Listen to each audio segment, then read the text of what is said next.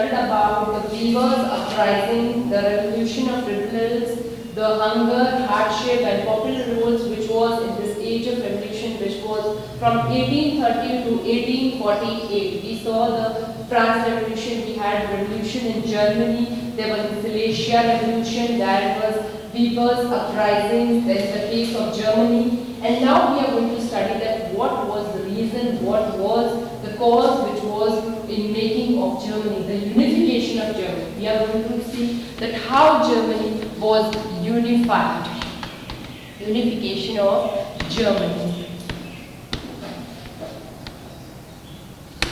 Now, in Germany first we studied that there were a middle class which were coming together and made a national assembly. Then 831 representatives were elected and they marched to Frankfurt Parliament. They drafted a constitution which offered king a term of constitutional monarchy. But what the king did, King Friedrich William IV, King of Prussia, rejected the proposal and he joined all the monarchs to oppose the elected assembly. The parliament lost the middle class support and in end troops were called and assembly was disbanded. Now, but for these reasons, how Germany unified, how Germany had unification. The nationalist feelings were widespread among wildlife, among class Germans. Now what happened? These nationalist feelings as a spirit of nationalism was spreading day by day among all the Europeans was there. So it also widespread among the middle class Germans, the middle working class of Germany. In 1848, German attempt to unite different regions of German Confederation into a nation state. Now nation state means making people together in a nation with common man, common culture, common tradition. So here also 1848, what Germany did, he attempted to unite the differences, different things, that people with different regions, uniting them to a German confederation into a nation state, to make a person that a nation state, it united all the differences of regions.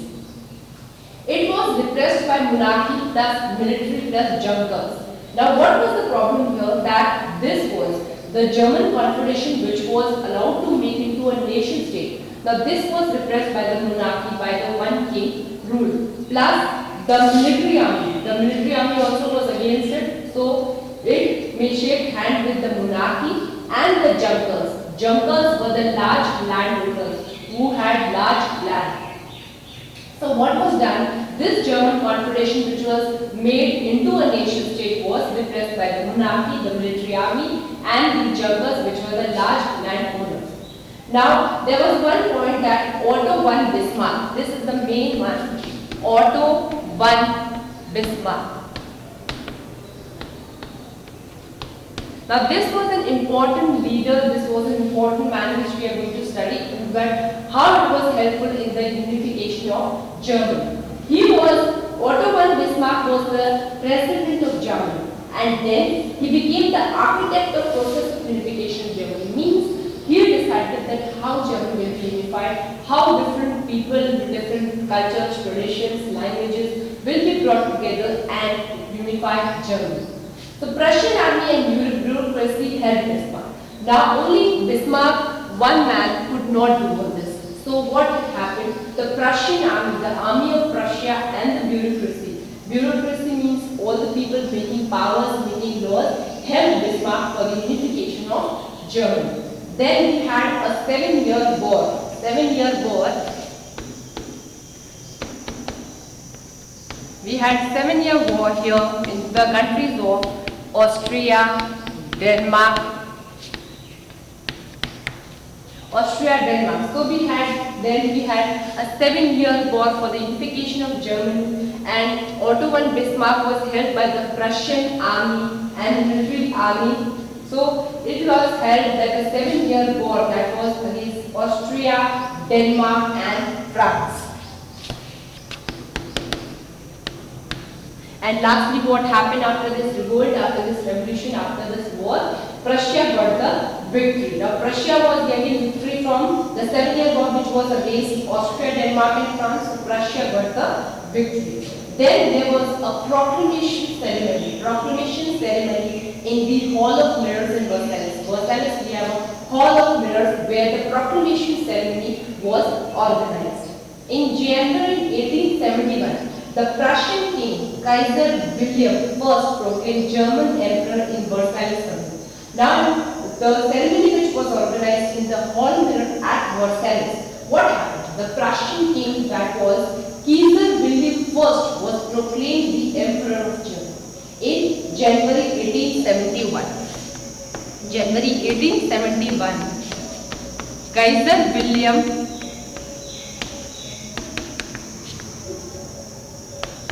became the Emperor of Germany. New state with Prussian dominance, modernized currency, banking, legal system in Germany. Now, new state with the Prussian dominance. Now, it was dominated by Prussia because Kaiser William I became the king of Prussia, and Prussia got victory in the 7 Years' War against Austria, Denmark and France. So what did it do? It modernized currency, it modernized the banking system, the legal system in Germany. Now, this was a part of the unification of Germany. Now we are going to study in the next topic the unification of Italy. Now, this was the case of Germany. We had two important people, two important leaders, that was Otto von Bismarck and secondly the Kaiser William I, who was proclaimed the Emperor of Germany. Now secondly we will have the unification of Italy. We talked about France, we had a case study about Germany, now we are going to study about Italy. How Italy was unified into a nation state. So making of Italy was in the mid-19th century. Italy was divided into 7 states. When in mid-19th century, Italy was divided into 7 states. Now, which were these 7 states? First was Sardinia, Piedmont, ruled by Italian princely states. Sardinia,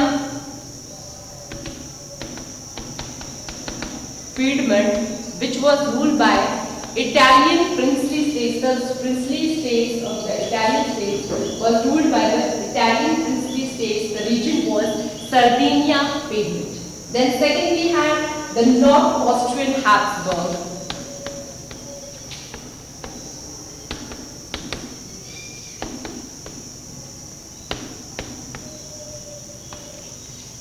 The North Austrian Habsburg. Then we have the Central, that was the Pope. And the last one was the southern region, that was the Barbar King of Spain.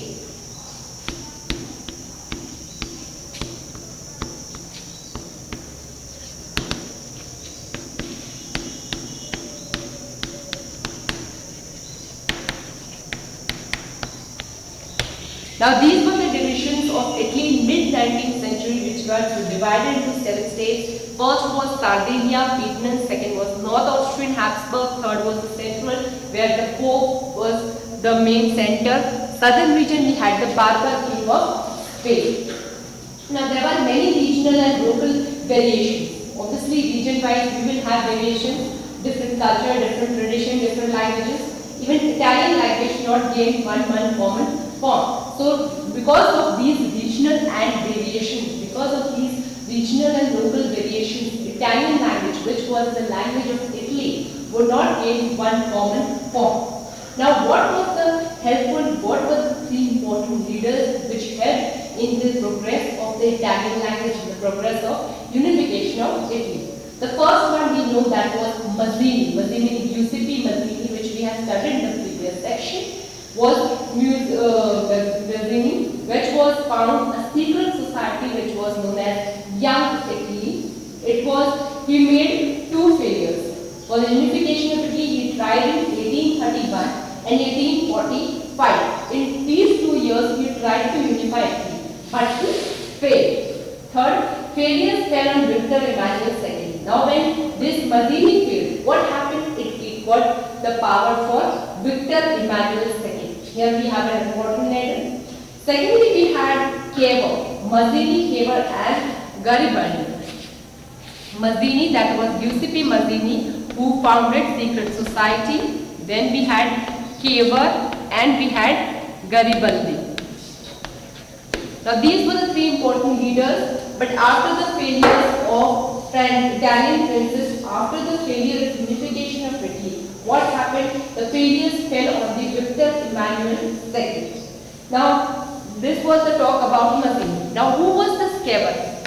Cavour was the chief minister. Cavour led movement, and Sardinia Piedmont defeated Austrian forces in 1859. Now this Cavour was the chief minister, and what did he do?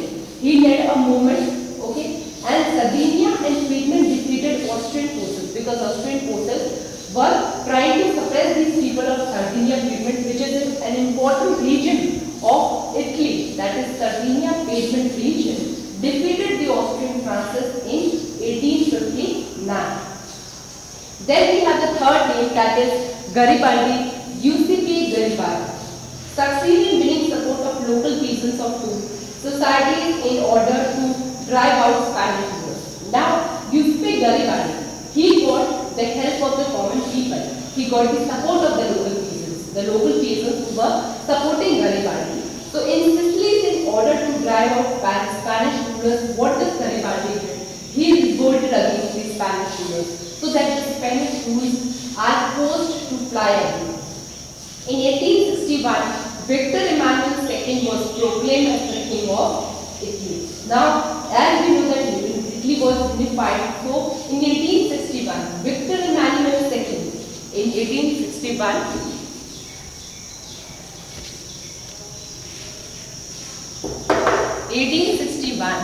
Victor Emmanuel came to power.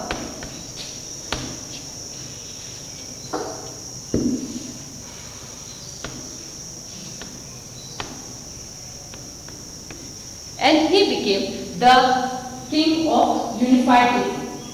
Now, this was the case with Germany, this was the case with Prussia, this was the case making unification of Italy. Now we will see a case study of Britain. Now, what were the conditions in Britain?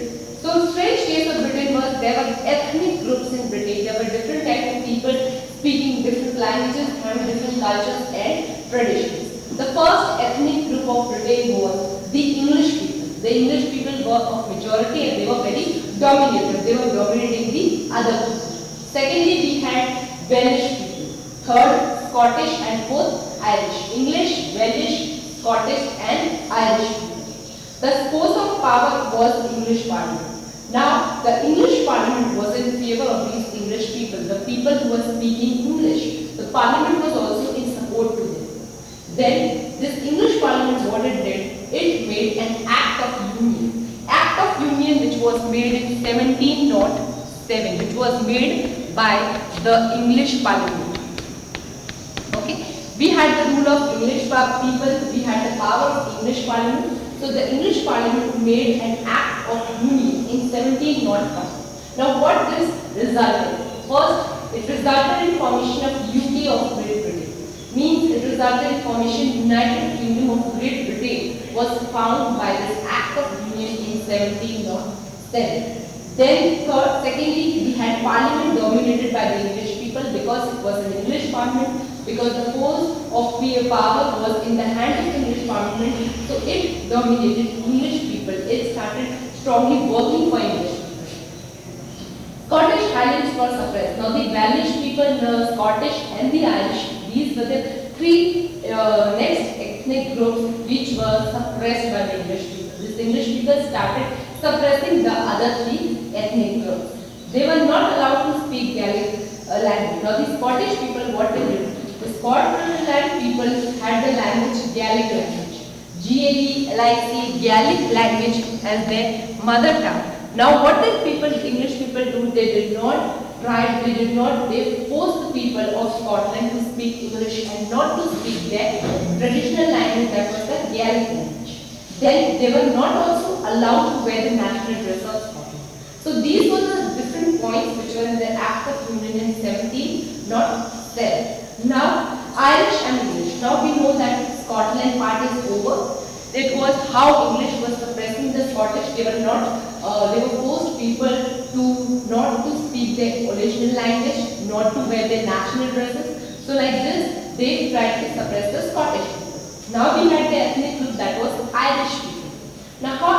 people was known, the Irish people of Ireland that were speaking Irish, were divided into two types. That first were Catholics and second were Protestants. Now Catholics were in majority and Protestants that were in minority.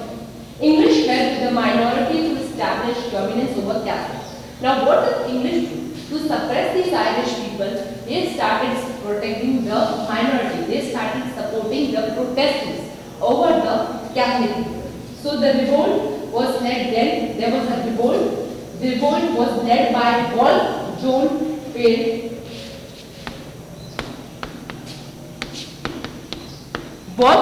A revolt which was led by Wolfe John, which was failed in 1798 because the English was supporting the minority, means the Protestants, to dominate the Catholics. So a revolt was led, it was led by Wolfe John. In 1798 it failed, the revolt failed.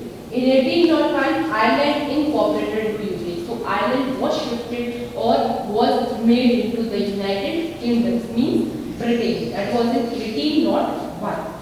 Now birth of British nation. Now how British nation came into existence? We know that people of English people, they tried to curb Scottish people, Irish people, Welsh people, all the three ethnic groups were defeated or suppressed by these English people. Now how British state emerged? The first was, it had a dominant English culture. Obviously English people are living in the British case, so they had a dominant British culture. People were forced to support, forced to follow this British culture. Secondly, they had a British flag that was known as Union Jack. British flag was known as Union Jack. The third was the national anthem. They made a national anthem of Britain that was God Save and We Will Keep. Then the language, which was the most important, was English. So English was used as a modern language, as a language. So this was the case of British, that how British people tried to suppress these three, Ireland, Scotland, and they tried to give emergence to British nation. Now we are going to see the topic that is visualizing nation. Now how to visualize nation? We saw the unification of Germany, we saw the revolution in France, we saw the unification of Italy too, and how British people took the power and how they suppressed the other people. So that was the next point, that is visualizing nation. Now how to visualize the nation? Now in this first point here comes is allegory. Now what is allegory? The word is allegory. Allegory is an example where you can express your feeling when you give your feeling a form. Whenever you are used, if you are angry with someone, if you are suffering from fear, then if you are giving the form of your sentiment, of your expression, if you are expressing any feeling in any form, then that is called as allegory. Now, first the point comes that the female figure became allegory of nation in 18th and early 19th century. Now your female figures were made allegory of nation. Their female figures were made expression feelings. Like example, in India also we have Lakshmi Mata, Durga Mata. Lakshmi Mata is a female figure of wealth. It promotes wealth. Then Durga Mata we have Saraswati Mata, all these types. So these are the female figures which express one or the other feeling, which express one of the expressions. So here also female figure was made the allegory of nation. Secondly, for example, French Revolution artists used female allegory to portray ideas such as liberty, justice and republic. Now the people of France, what they did? They used female figures so that they can express the sentiments, they can express their ideas that were liberty, justice, republic, etc. Now here we have an important figure, that was Christian Mariani representing France. Christian Mariani, this was a female figure which was representing France. Christian Mariani representing France, which was personified a nation, which was used as a female figure. Now Christian Mariani was used as a female figure figure of France to personify the nation. It represents idea of people's nation, that what are the ideas, what are the different views of people of nation. Then the features of this female figure was red cap, tricolor and cockade. Red cap, okay, then tricolor flag, okay, then cockade. Cockade is a jewelry, a ornament, okay, it's a part of jewelry. So this was representing the ideas of the nation of people. Now what people were thinking about them? These were the representations, and the features were the red cap, the tricolor and the cockade, which is a part of jewelry. Erected in public squares to remind public national spiritual of unity. Now this, what were these done? These female figures were erected in public squares where people can have a view on these public figures and they can inspire themselves from these public squares. And it was a national symbol of unity, unified in unity. Now this was also marked on points and steps. Now these female figures not only they were public squares erected, but they were also marked on points and stamps also. They were using female figures. So Germany was allegory for German. Now Germany also, France started making female figures as an allegory. So Germany also started making allegory for Germans. National portraits as female figures. They also started portraying female figures as the allegory of Germany. She was first time used in Frankfurt Parliament by liberals. Now it was used in the Frankfurt Parliament, which was used by these liberals. So the fallen Germania, that was Julius Herbner 1850, and the German guiding Reich, that was Lawrence Clasen 1860. Now there were some symbols which were having some or the other meanings. The first symbol was the broken chains. Broken chains means be free. Secondly was the breastplate with eagle, that was a symbol of German strength. The unity, the strength of the people, it was symbolizing. Then we had a crown of oak leaves. If you are wearing a crown of oak leaves, then that is a heroism. That was a symbol of heroism. Then a sword, obviously, whenever you think about a sword, you have the feeling to fight, right? So sword symbolizes the readiness to fight. But if the sword is having olive branch around, then what does it mean? It means willingness to make peace. Willingness to make peace. So black, red and gold tricolor, these are the flags of liberals which were banned by the Dukes of Germany. And last was the rays of rising sun. Obviously rays of rising sun, we can think about it, that is the beginning of new era, a beginning of new period. Then the next point here comes the nationalism and imperialism. Nationalism, obviously a spirit where you are bringing all the people together in a nation, and imperialism means one country is dominating the other country. One country is has a dominance power among the imperialism. Now what were the features of the last quarter, that was the 19th century? The first was the nationalism was no longer retained its liberal, democratic, but became a monarch, a narrow curve with limited ends. Now nationalism, we obviously had a spirit. It started rising in Europe, it started during the French period. But now it was like a narrow curve which was having limited ends. It could not spread, it could not expand in bigger way. Secondly, the nationalist group became intolerant of each other. Now these national groups were intolerant. They could not tolerate each other. They were not living together. They were not able to tolerate each other. Third, the major European powers manipulated aspiration of others to boost imperialism. Now what is emerged?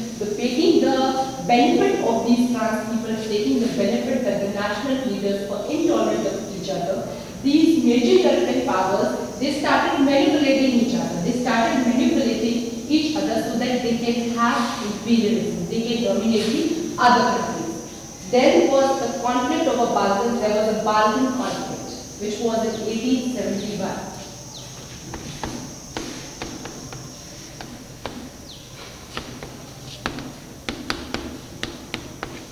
Balkan conflict, which was in 1871, the region of geographical and ethnic variations. There were geographical rather ethnic variations against them.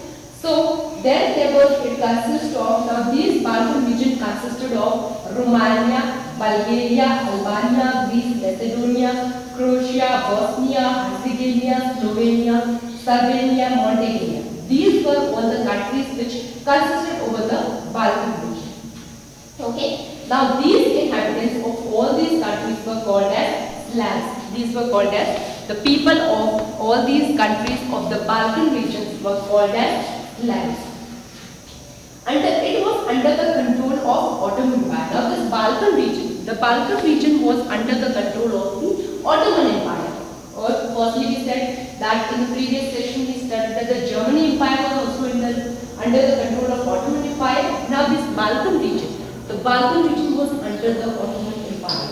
It had an idea of romantic nationalism and spread made region overexplosive. Now what happened? It had these Balkan people had the idea of romantic nationalism, means a cultural movement where traditions, where moral values are more effective. So they had the idea. One by one the European nationalities broke from the Ottoman Empire control. Now obviously people wanted to get free from this Ottoman Empire control. So they started breaking away from one European Ottoman Empire control. First by one, all the European countries were separated from this Ottoman Empire. Claim independence as political right or nationality, means they wanted to get independent, they wanted independence. Then was intense rivalry. Now the last and the most important, that was the intense rivalry. Why was it happened? Intense rivalry.